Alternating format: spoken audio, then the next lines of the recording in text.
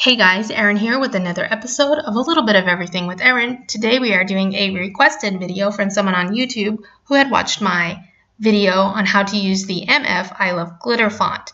They wanted to know how to use that and put another word behind it and do what we call the knockout method. So I'm going to show you two different ways you can do that.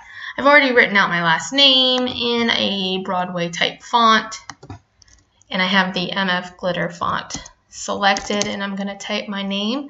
To get the heart, you want to hit the shift and the line that goes up and down. It's usually under the backspace button, and then you'll size that as needed. Make sure you weld it by hitting right click and weld, and then group it if you have any little bits, like I have the dot for the eye, and then just size it as you need.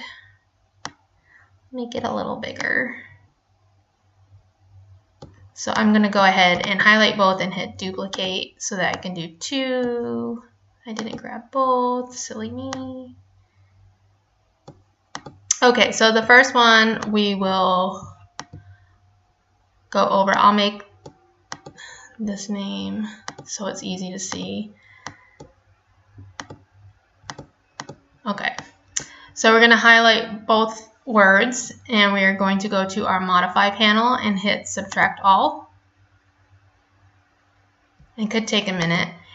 Then when you pull that away, you can see that it lined it right around the letters. So this is like a knockout where you have it lined perfectly so it fits like a puzzle piece. So that's one way to do it.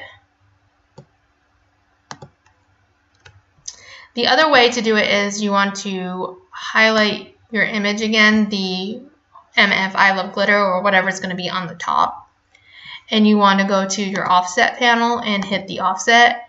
And depending on how close you want to get that, well, let me back up, sorry. When I hit zoom in, it changed it. So we'll hit the offset on that. And depending on how close you want it, you can use your distance button to change that. I like it to get pretty close. Not super close, but pretty close.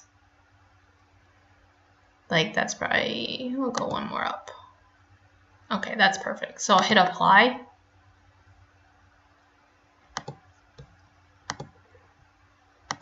And then I'm just going to move the letters here, and I'm going to keep these two. Click both of them, go to my modify panel again and hit subtract all. Then we can just take this top one and delete it because we don't even need it anymore. And then we will make this black, this pink, so it's easy for you to see.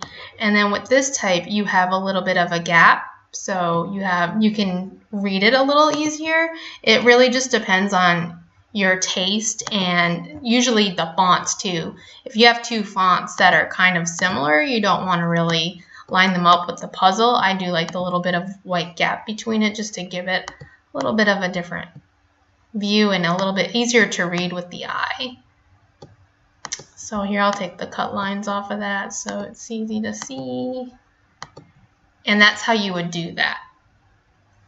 So if you have any questions, feel free to leave me a comment below. I do try to get back to those as quickly as possible. If you enjoyed this video, make sure you hit the like button. You can share it too, I appreciate that. Don't forget to subscribe, and if you hit that bell, you'll get notifications anytime I post new videos.